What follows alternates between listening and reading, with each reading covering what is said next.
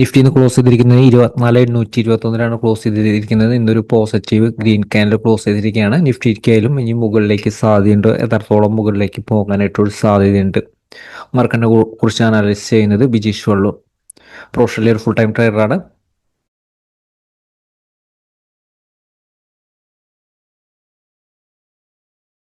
ഇന്നത്തെ market situation നമുക്ക് എന്താണ് സംഭവിച്ചത് നമുക്ക് നോക്കാം. വരും ദിവസത്തെ ഒരു മാർക്കറ്റിനെ കുറിച്ച് പറയുന്ന കാട്ടി മുൻപ് തന്നെയായിട്ട് ഇന്നത്തെ മാർക്കറ്റിൽ സംഭവിച്ച് നോക്കുന്നത് വളരെ ഈസി ആയിട്ട് നമുക്ക് ഇൻട്രാഡേയിൽ നമ്മൾ നൽകുന്ന ഒരു പ്ലാൻ പ്രകാരം വളരെ ഈസി ആയിട്ട് നമുക്ക് മാനേജ് ചെയ്യാനായിട്ട് സാധിക്കും. ഇന്നത്തെ ഒരു സിറ്റുവേഷൻ നമുക്ക് നോക്കാം. കഴിഞ്ഞ ദിവസത്തെ ഒരു വീഡിയോസിൽ തന്നെ നമ്മൾ സൂചിപ്പിച്ചിരുന്നു, ഇത് ഡെയിലി ടൈം ഫ്രെയിം ആണ്, ട്രെൻഡ് നെഗറ്റീവ് ആണ്. പക്ഷേ ഈ ഒരു ലെവല് നമുക്ക് ഷോർട്ട്സ് ആൻഡ് ഓപ്പർച്യൂണിറ്റി യൂട്ടിലൈസ് ചെയ്യാൻ പറ്റില്ല. നമുക്ക് ഏറ്റവും നല്ല ഷോർട്ട്സ് ആൻഡ് ഓപ്പർച്യൂണിറ്റി നമ്മൾ നൽകിയിരുന്നു. 27,300 അടുത്താണ് ഷോർട്ട്സ് ആൻഡ് ഓപ്പർച്യൂണിറ്റി. അപ്പം അതുകൊണ്ട് തന്നെ ലോവർ ലെവലിൽ നമുക്ക് ഒരു ബൗൺസിനുള്ളൊരു സാധ്യത മാർക്കറ്റിലുണ്ട്. ബൗൺസിനുള്ളൊരു സാധ്യത മാർക്കറ്റിൽ കാണണമെന്ന് നമ്മൾ സൂചിപ്പിച്ചിട്ടാണ് നമ്മൾ കഴിഞ്ഞ ദിവസത്തെ വീഡിയോസിൽ പറഞ്ഞിരുന്നത്. അതേപോലെ തന്നെ സഡൻ ആയിട്ടുള്ള ഒരു ഫാളിനും സാധ്യതയില്ല, വലിയൊരു ഫ്രീ ഫാളിനുള്ള സാധ്യതയില്ല. ഇതൊക്കെ നമ്മൾ കഴിഞ്ഞ ദിവസത്തെ വീഡിയോസിൽ അപ്ഡേറ്റ് ചെയ്തിരുന്നു. കഴിഞ്ഞ ദിവസത്തെ വീഡിയോസ് കാണാത്തവരൊന്ന് കാണുക. ഇന്നത്തെ 5 മിനിറ്റ് ഗ്രാഫാണ്. കഴിഞ്ഞ ദിവസത്തിലെ അവസാനത്തെ ഒരു ക്ലോസിംഗിലാണ് നമ്മൾ സൂചിപ്പിച്ചിരുന്നു. അവസാനത്തെ ഒരു ക്ലോസിംഗിലായാലും നിഫ്റ്റിയിലായാലും ബയേഴ്സ് സ്റ്റെബിലൈസ് ചെയ്തിട്ടാണ് നിൽക്കുന്നത്. അതിൻ്റെ ഒരു കണ്ടീഷൻ ആയിട്ടായിരുന്നു മാർക്കറ്റ് വർക്ക് ചെയ്തിരുന്നത്. അതിന് ഓപ്പണിംഗ് ക്യാൻഡിൽ തന്നെ റെസിസ്റ്റൻസിനെ ബ്രേക്ക് ചെയ്തു.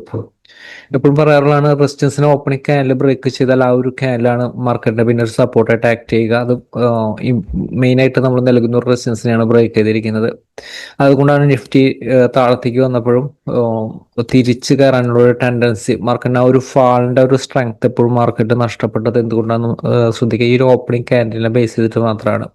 അപ്പോൾ എപ്പോഴും പറയുന്ന ഒരു പ്ലാനുകൾ എപ്പോഴും ശ്രദ്ധിക്കുക, ട്രേഡ് ചെയ്യേണ്ട രീതികൾ. ഇത് പല വീഡിയോസിലും പറയുന്നതാണ്. പക്ഷേ ഇത് വരുന്നത് ചിലപ്പോൾ ഇന്നത്തെ മാർക്കറ്റ് സിറ്റുവേഷനിലാകാം, ചിലപ്പോൾ 2 മാസം കഴിഞ്ഞിട്ട് വരുന്ന ഒരു മാർക്കറ്റ് സിറ്റുവേഷൻ ആകാം.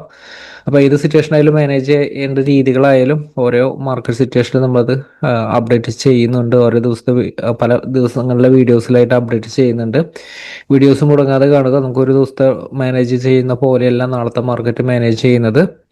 അപ്പോൾ ഇന്നത്തെ ഒരു സിറ്റുവേഷൻ ആയാലും നിഫ്റ്റി ഇതിൻ്റെ മുകളിലേക്ക് സസ്റ്റെയിൻ ചെയ്തതിന് ശേഷം നൽകിയിരിക്കുന്ന റെസിസ്റ്റൻസിന് മുകളിൽ സസ്റ്റെയിൻ ചെയ്തതിന് ശേഷം നമ്മൾ നൽകിയിരിക്കുന്ന റെസിസ്റ്റൻസ്, അടുത്ത റെസിസ്റ്റൻസ് നമ്മൾ ഹയർ ലെവലിൽ ഇവിടെയാണ് റെസിസ്റ്റൻസ് നൽകിയിരുന്നത്.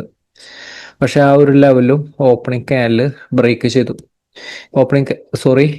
ഈ ഒരു റെസിസ്റ്റൻസിന് മുകളിലേക്ക് ക്യാൻഡിൽ 5 മിനിറ്റ് ക്യാൻഡിൽ ബ്രേക്ക് ചെയ്തു. അതിനുശേഷം ഈ ഒരു ക്യാൻഡിൽ സപ്പോർട്ട് ചെയ്ത് നിലനിർത്തിക്കൊണ്ട് നിഫ്റ്റി 24,800 മുകളിൽ ക്ലോസ് ചെയ്തെന്നാണ് നമ്മൾ കണ്ടത്. ഇതാണ് നമ്മൾ 5 മിനിറ്റ് ഗ്രാഫിൽ നമ്മൾ നൽകിയിരിക്കുന്ന ഒരു സപ്പോർട്ട് റെസിസ്റ്റൻസ് അനുസരിച്ച് നിഫ്റ്റിയുടെ വർക്കിംഗ് കണ്ടത്. നമ്മൾ നോക്കാൻ പോകുന്നത് വരും ദിവസങ്ങളായാലും നിഫ്റ്റിയുടെ സിറ്റുവേഷൻ. നിഫ്റ്റിയുടെ ലോങ് ടേം വ്യൂ എപ്പോഴും ശ്രദ്ധിക്കുക. നിഫ്റ്റിയുടെ ലോങ് ടേം വ്യൂ നെഗറ്റീവ് ആണ്, സ്റ്റിൽ നെഗറ്റീവ് ആണ്. പക്ഷേ ഇന്നത്തെ ഒരു മുകളിലേക്കുള്ള ഒരു ബൗൺസ് നിഫ്റ്റിയിൽ നോക്കണ്ട. നമ്മളത് കഴിഞ്ഞ വീഡിയോസിൽ അത് സൂചിപ്പിച്ചു തരുന്നതാണ്. ഈ ഒരു ലെവലിൽ നിന്ന് ബൗൺസ് പോസിബിൾ ആണ്, പക്ഷേ അതൊരു പോസിറ്റീവ് അല്ല. നമ്മൾ ഇൻട്രാഡേയിൽ മാനേജ് ചെയ്യുക. വരാൻ പോകുന്ന ഒരു ദിവസങ്ങളിലായാലും നിങ്ങൾക്ക് വളരെ ഈസി ആയിട്ട് മാർക്കറ്റിനെ മാനേജ് ചെയ്യുമ്പോൾ അത് മനസ്സിലാവും. തരുന്നൊരു സപ്പോർട്ട് റെസിസ്റ്റൻസിന്റെ ഒരു പവർ മനസ്സിലാകും. കാരണം നമ്മുടെ ഒരു സപ്പോർട്ടിന്റെ ഒരു താഴത്തേക്കാണ് നിഫ്റ്റി ക്ലോസ് ചെയ്തിരിക്കുന്നത്. അപ്പോൾ അതുകൊണ്ട് താൽക്കാലികമായിട്ടൊരു ബൗൺസ് മാർക്കറ്റിൽ എക്സ്പെക്ട് ചെയ്യാം. പക്ഷേ മാർക്കറ്റ് വീക്ക്നെസ് ആണ്. മാർക്കറ്റ് ബൈയിലേക്ക് കടക്കണമെങ്കിൽ മാർക്കറ്റ് കുറച്ച് സമയമെടുക്കും, കുറച്ച് ദിവസങ്ങളെടുക്കും.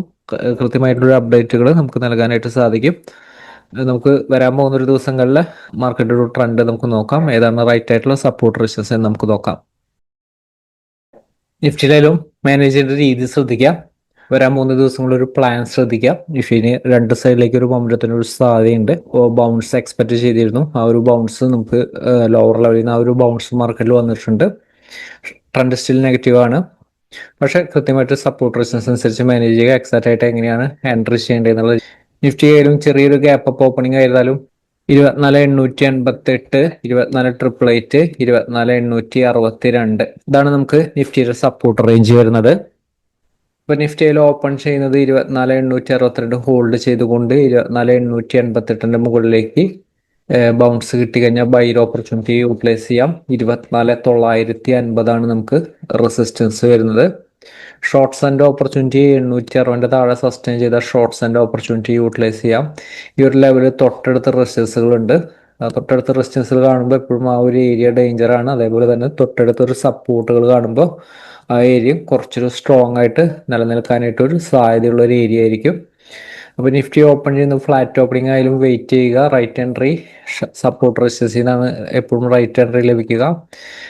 ഇമ്മീഡിയറ്റ് സപ്പോർട്ട് ഇവിടെ തൊട്ടടുത്ത് 2 സപ്പോർട്ട് ഉണ്ട്. നിഫ്റ്റിക്ക് കുറച്ചൊരു വീക്ക്നെസ് വരണമെങ്കിൽ 24,730 താഴത്തേക്കുള്ള ഒരു ഓപ്പണിംഗ് 24730 ഇതിന്റെ താഴെ ഒരു ഓപ്പണിംഗ് നിഫ്റ്റിക്ക് കുറച്ചൊരു വീക്ക്നെസ് ആവും. അതിനുശേഷം വരുന്നൊരു ഷോർട്ട് സെല്ലാണെങ്കിൽ ഇതിന് ശേഷം വരുന്നൊരു ഷോർട്ട് സെന്റ് ഓപ്പർച്യൂണിറ്റിക്ക് പവർ ഉണ്ടായിരിക്കും. പിന്നെ അടുത്തൊരു സപ്പോർട്ട് 24,650 24,650 താഴെ ഒരു ക്യാൻഡിൽ സസ്റ്റെയിൻ ചെയ്താലാണ് കൂടുതൽ വീക്ക്നെസ് വരിക. 620 മൈനർ ആയിട്ടുള്ള സപ്പോർട്ടാണ്, വലിയൊരു സപ്പോർട്ടല്ല. അപ്പോൾ അതിനുശേഷം 535 സപ്പോർട്ട് വരുന്നത്. നിഫ്റ്റി ഗ്യാപ് ഡൗൺ ഓപ്പണിംഗ് ആണ്. 24,730 ഹോൾഡ് ചെയ്തുകൊണ്ട് 24,777 മുകളിലേക്ക് സസ്റ്റെയിൻ ചെയ്താൽ ബൈർ ഓപ്പർച്യൂണിറ്റി യൂട്ടിലൈസ് ചെയ്യാം. അല്ലെങ്കിൽ ഈ റേഞ്ചിന്റെ ഇടയിലാണെങ്കിൽ വെയിറ്റ് ചെയ്യുക. റൈറ്റ് എൻട്രി സപ്പോർട്ടോ റെസിസ്റ്റൻസോ ബ്രേക്ക് ചെയ്യുന്നതനുസരിച്ച് റൈറ്റ് എൻട്രി യൂട്ടിലൈസ് ചെയ്യാവുന്നതാണ്. നിഫ്റ്റി ആയാലും പറയുന്നൊരു സപ്പോർട്ട് റെസിസ്റ്റൻസ് റേഞ്ചിലല്ല ഓപ്പൺ ചെയ്യുന്നതെങ്കിൽ, ഈ ഒരു റേഞ്ചിലാണ് ഓപ്പൺ ചെയ്യുന്നതെങ്കിൽ റൈറ്റ് എൻട്രി എപ്പോഴും സപ്പോർട്ടിൽ വന്ന് തിരിച്ച് കയറുന്നുണ്ടെങ്കിൽ മാത്രം ബൈർ ഓപ്പർച്യൂണിറ്റി യൂട്ടിലൈസ് ചെയ്യുക. അല്ലെങ്കിൽ സപ്പോർട്ടിന്റെ താഴത്തേക്ക് സസ്റ്റെയിൻ ചെയ്യുന്നുണ്ടെങ്കിൽ വീക്ക്നെസ് ആണ് സാധ്യത കൂടുതൽ. നിഫ്റ്റിയിൽ ഓപ്പൺ ചെയ്യുന്നത് ഈ ഒരു ലെവലാണെങ്കിൽ സപ്പോർട്ട് റെസിസ്റ്റൻസിന്റെ താഴെയാണെങ്കിൽ പ്രോഫിറ്റ് ബുക്കിനാണ് സാധ്യത. ബൈർ ഓപ്പർച്യൂണിറ്റി 24,888 മുകളിലേക്ക് ക്ലോസ് ചെയ്യണം ഒരു ക്യാനില്. അതിനുശേഷം ഈ ഒരു ലെവലിൽ ഷോർട്ട് സെന്റ് ഓപ്പർച്യൂണിറ്റി യൂട്ടിലൈസ് ചെയ്യേണ്ടത് ക്ലോസ് ചെയ്തിരിക്കുന്ന ക്യാൻഡിന്റെ താഴത്തേക്ക് സസ്റ്റെയിൻ ചെയ്താൽ മാത്രമാണ് ഷോർട്ട് സെന്റ് ഓപ്പർച്യൂണിറ്റി ആക്റ്റീവ് ആകേണ്ടത്. അപ്പോൾ വരാൻ പോകുന്ന ഒരു ദിവസങ്ങളിലായാലും കൃത്യമായിട്ട് ഈ സപ്പോർട്ട് റെസിസ്റ്റൻസ് അനുസരിച്ച് മാനേജ് ചെയ്യുക. എക്സാക്റ്റ് ആയിട്ട് ട്രെൻഡിൽ നമുക്ക് നിലനിൽക്കാനായിട്ട് സാധിക്കും. മാർക്കറ്റിലെ വലിയ ഓപ്പർച്യൂണിറ്റി ആയിട്ട് നമുക്ക് ഒരു ദിവസങ്ങളുടെ അപ്ഡേറ്റിൽ വീണ്ടും കാണാം. താങ്ക്